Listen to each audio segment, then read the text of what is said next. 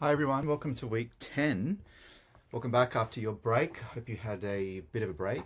We're going to be working on our profiles in TDN for the next 3 weeks, as you should be aware of by now. We'll be focusing on pictures or images this week, and we'll be putting that together with a text that we started in week 9. I'm sure there's still lots to do in that area as well. Next week in week 11, we'll be looking to put the images that you'll create over the next week and your text together and starting to edit it into the final template. And in week 12, putting that together as your final. The lecture or the talk this week looks at how to best document your work and how to choose work or curate work that best communicates you and your capabilities. That's available through this slide deck. It's also on our Google Drive. So like I said, this week we're going to focus on images and how we kind of tell stories through images.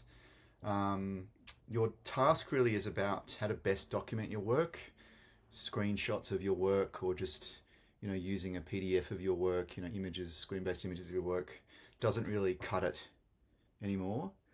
You need to be able to put your work together in a way that creates a sort of compelling visual narrative. It's not always like literally a story, but it's more that you can see the work perhaps in context, or you can understand how the work kind of sits as a material thing. Even if it's a poster, getting a sense of it as a material thing is important. And the second point there, like I said, it's really coming down to how you communicate your capabilities.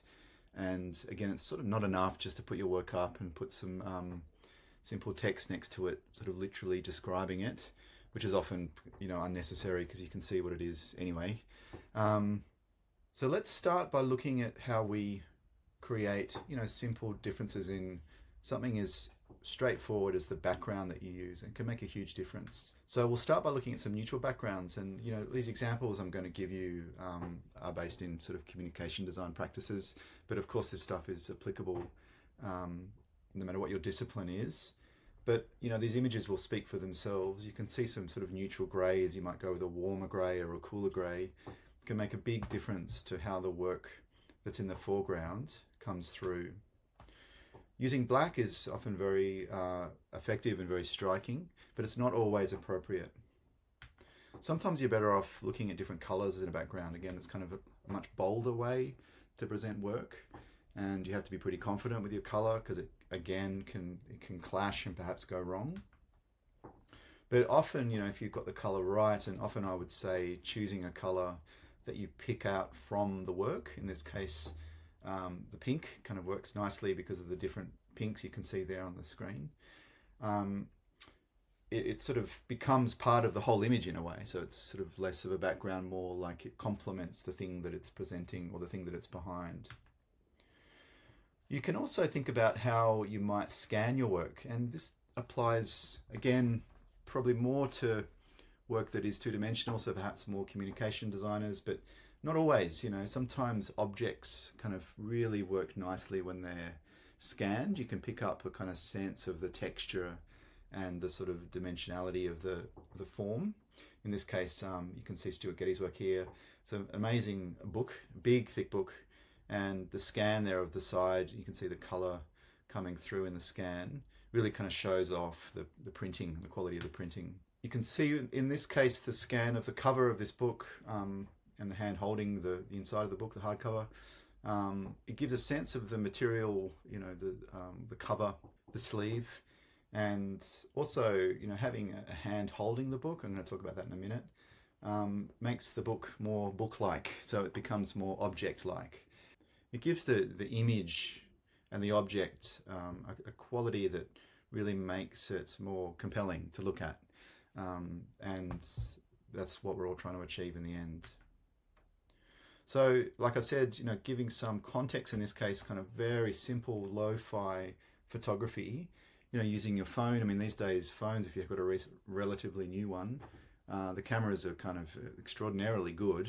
Even some of the older ones are good enough. You can take a simple photograph to sit alongside, in this case, just the image of the book, is enough. The spine of the book kind of leaning up against it. Simple little kind of tricks like that, just to give it a bit more visual interest. And a simple photo of someone holding the book creates a bit of a story. You know, that's what we're after. It's another example of people holding your work, looking at it. May not be achievable depending on, you know, what the work is, or the various sort of contexts that the work might be in. But putting it up on the street somewhere and photographing it in situ, in situation of, you know, where it would be imagined you would be presented. It's, again, kind of creates a story of this design. Or, you know, simple juxtaposition here. This work is a collection of Australian road maps, and simply putting it by some sort of markings on the street. Very simple, in this case, pretty literal, but the sort of abstract qualities of the background and just the textures really helps present this work. Obviously, lots of you have objects, and like I said, even two-dimensional work like posters.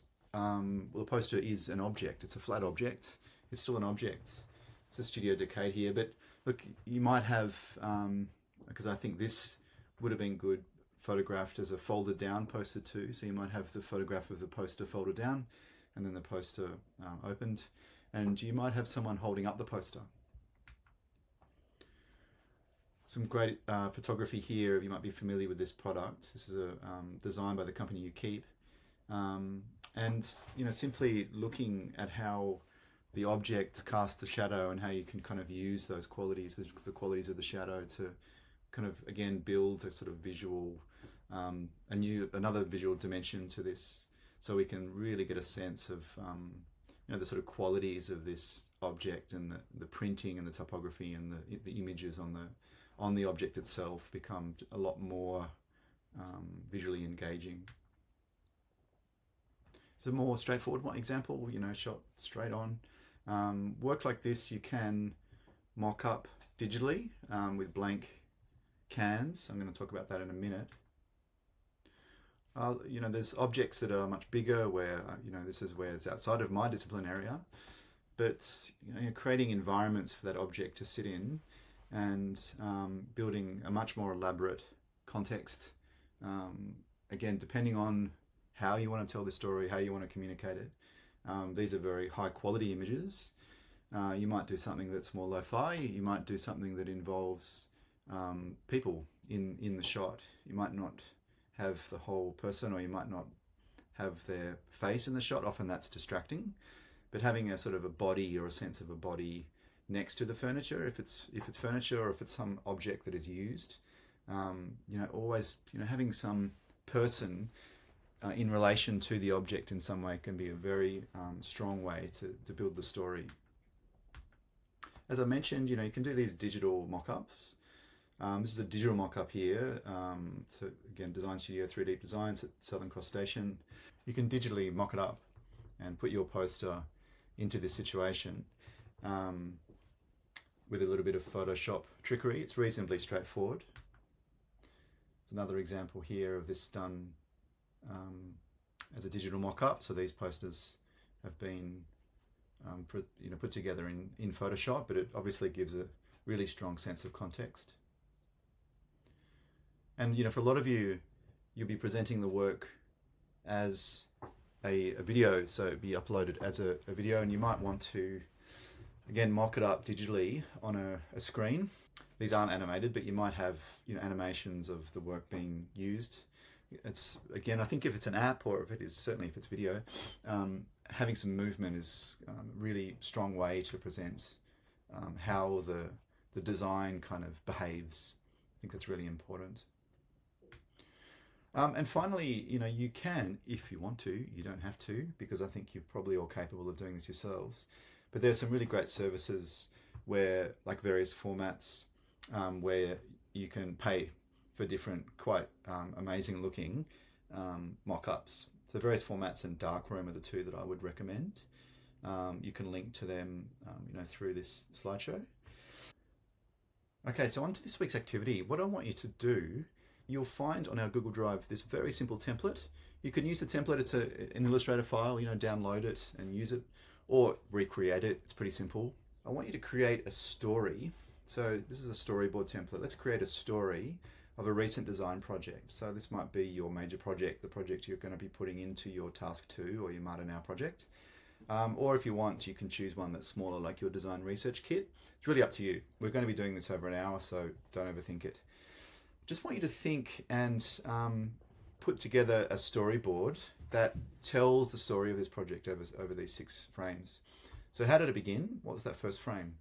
What was the first thing that you did? And maybe you've got some drawings, or you've got some original kind of, I don't know, even just screen grabs from a Pinterest board or something. Not that I should be encouraging that, but these sort of beginning stages would be the first thing. Maybe how did you do your research? Maybe that's the second or third frame. Did you make prototypes or mock-ups? Through to what was the outcome? And look, you might still be working on it. That's fine. This is not something that is assessed. Look, this is just us mucking around with a storyboard and getting a sense of how to put images together and create a visual narrative alongside some text.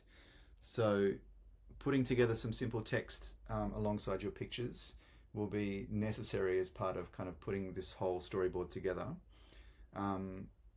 So we were kind of considering how the words and the images interact, or how they sort of intersect and overlap. So, like all good stories, there's a beginning, there's a middle, and there's an end, or what they call an arc. So kind of thinking about that, how are you going to tell the story? You might want to, if you choose, you can just do drawings in your storyboard image space, just kind of quick thumbnail drawings. If you'd like to, grab screen grabs or images that you might have taken, whatever it is to tell the story visually that you feel works for you. In a way, it kind of speaks your language and it kind of fits perhaps with your capability. So maybe if you're an illustrator, you might want to do some simple illustrations, and you can choose to do it that way too. So we're not taking this too seriously. This is about, again, like week 9, getting into this activity and playing with it, sort of loosening up a bit. This is definitely not an assessment task. We're not uploading this anywhere. It's just time to explore storytelling as a skill that is a part of any creative practice. What is the story that you've put together? Perhaps we'll give you 2 minutes to tell the story to the person next to you. So you need to go through slide by slide and present really briefly the work.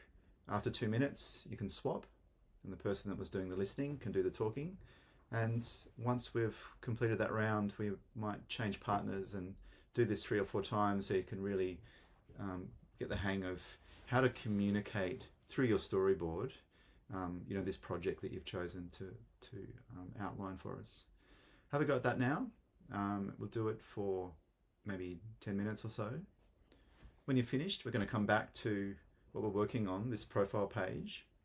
And remember that spatial designers, you're working on uploading your final project if you're a part of Marta Now. Industrial designers is also the final project.